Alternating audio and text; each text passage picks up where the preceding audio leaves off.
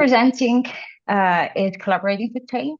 So an attempt of using, well, collaborating with LLM, trying to take a different, slightly different approach and extend a bit, let's say, the agency of humans and blend it in with our artificial intelligence.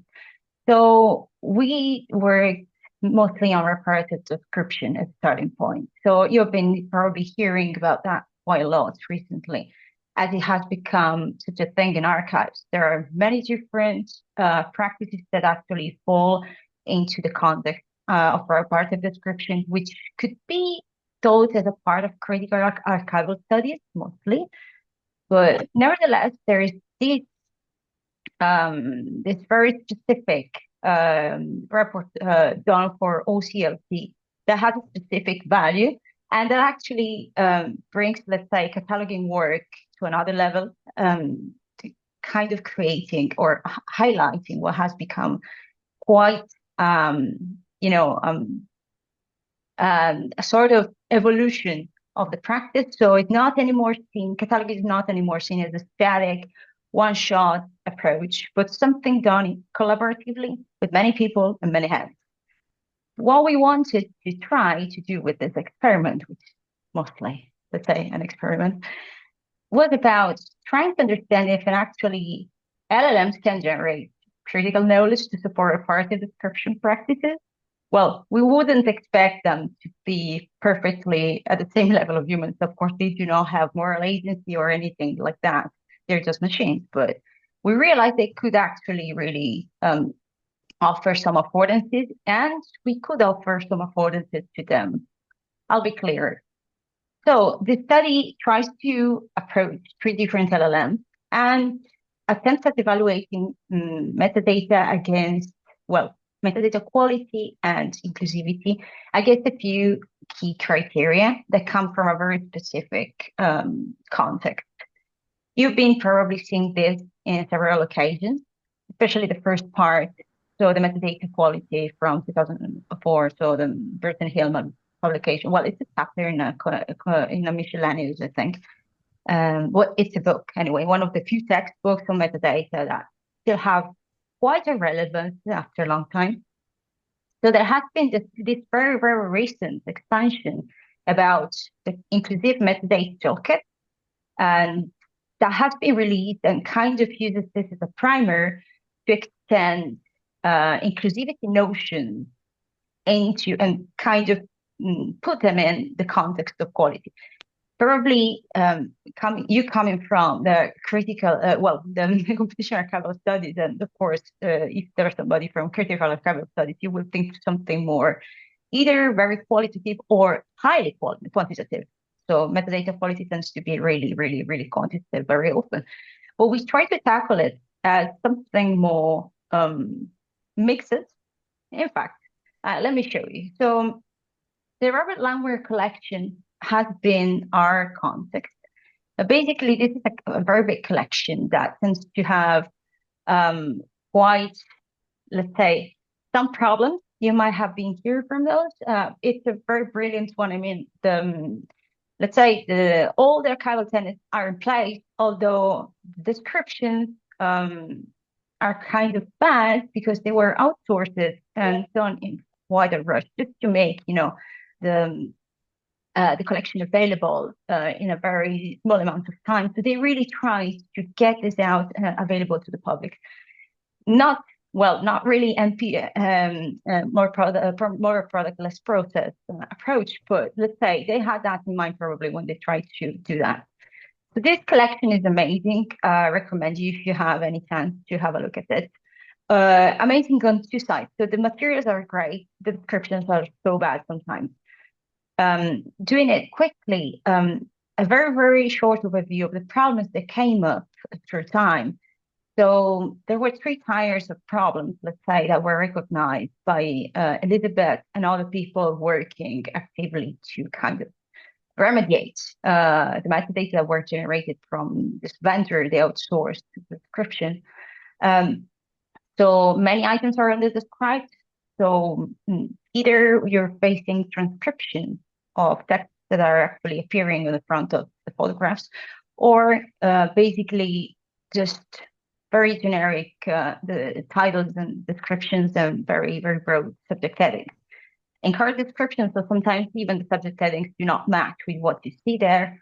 And very often, there is harmful language occurring because, of course, they are transcribed. So the language is basically the one that you can encounter in that context. So basically, they had to include a harmful content disclaimer, so a harmful language statement at item level to be sure that people were not kind of, struck by what was embedded in there. So basically, they had this the item level, but you also have it at the level of finding aids. As well, finding aids have this problem. So it's a kind of tricky collection, but has its own value. So what we tried actually was to create this sort of metadata quality / inclusivity assessment tailored on the problems we knew about the Langmuir collection. So it's 12,000 photographs. We couldn't possibly work with them all, but we just ran a very small experiment with 369 records metadata.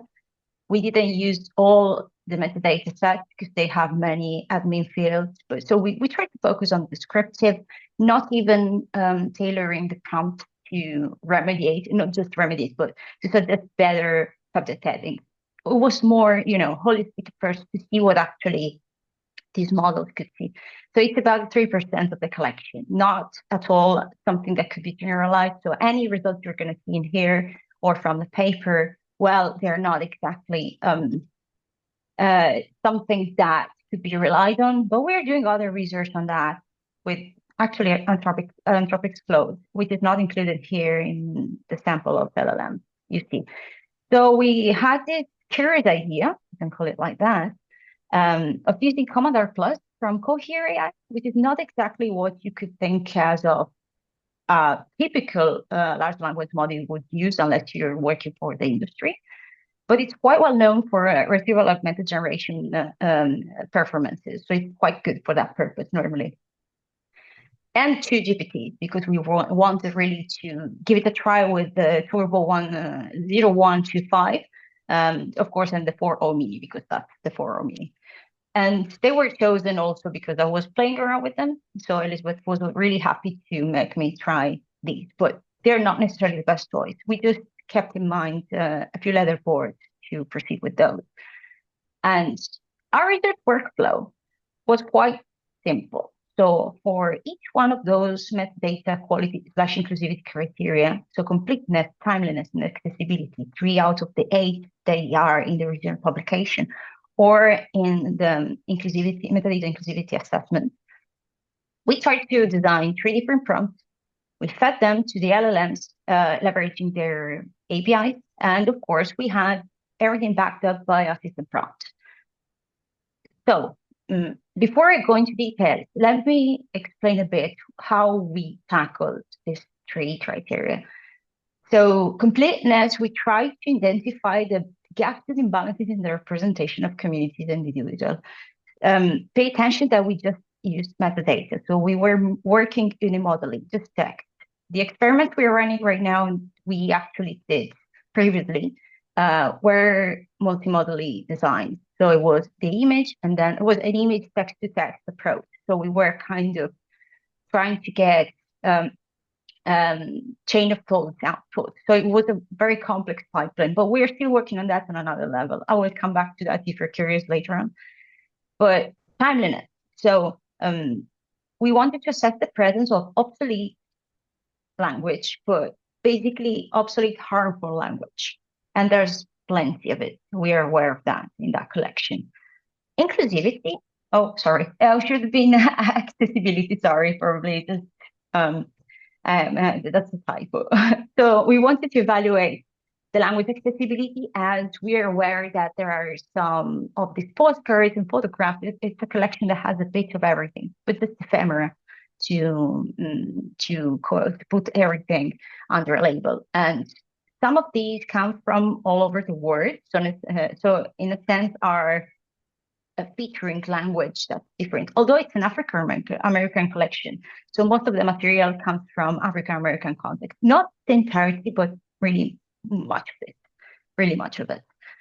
So yeah, we were trying to understand if the language was plain and accessible enough, and if the translation was featured in the metadata or viable to some extent. So just to let you understand better what I'm talking about, this is the typical card. So the metadata fields we use, this is one of the items. If you're curious, you can just inform about any of those items we mentioned in the paper. You can just go to the online collection and browse for the duplication keys, as we call them, so the IDs, because you can find easily the photographs, or just using the title or the beginning of the description, they come up.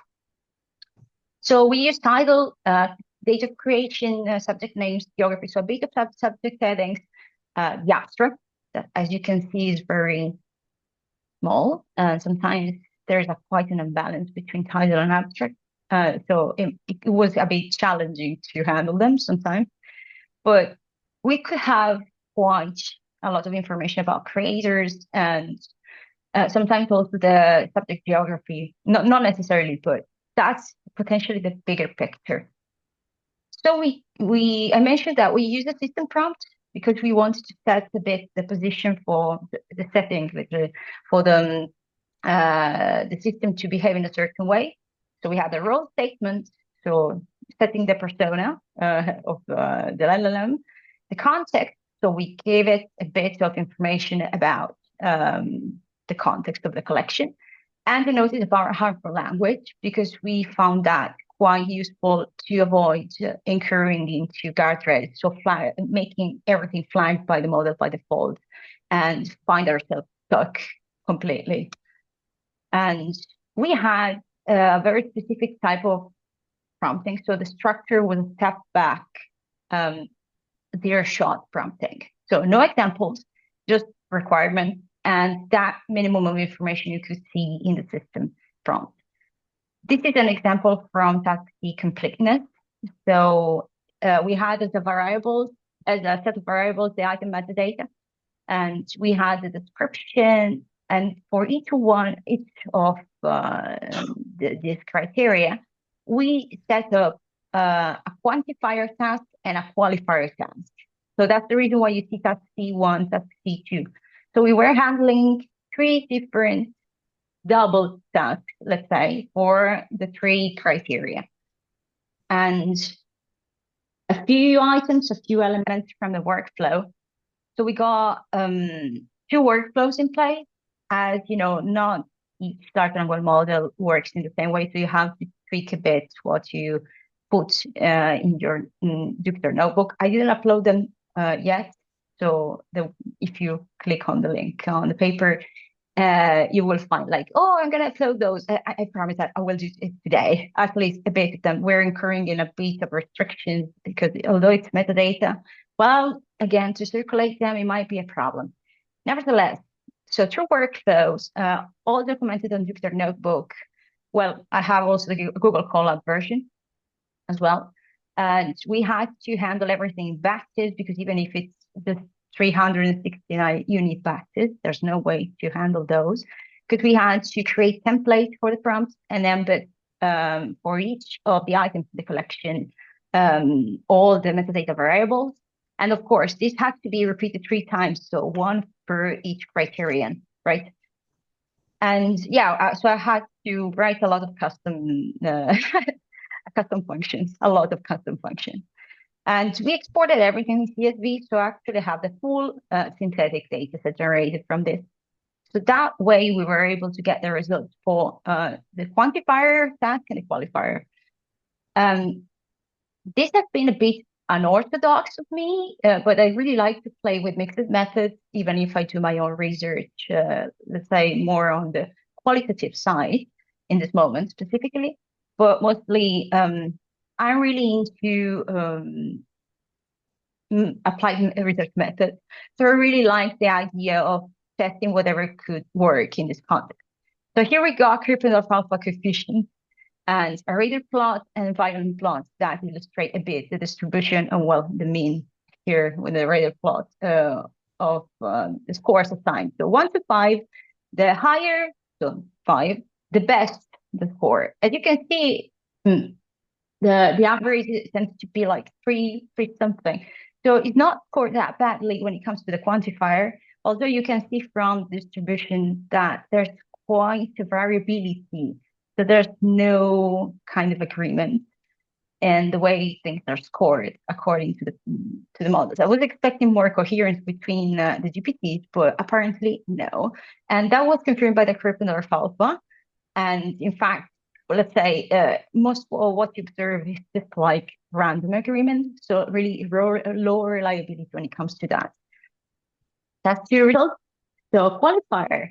Well, this is a half qualifier, half quantifier. So I got a PCA in place because I generated the embedding. So I wanted really to see, the semantic relationship projected in a space and see effectively how they were responding. So all the data we get out of these responses was interesting. And each one of the models behaved differently, as you can see, although in this mapping, the structure of the answers tends to be more coherent for the GPT, more, let's say, not necessarily closer, but at least in timeliness and completeness, they kind of go one towards the other.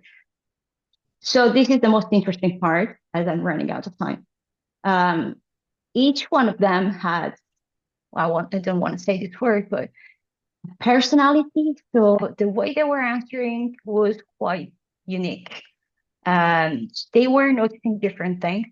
So basically, Commander Plus was a very specific and thorough qualifier.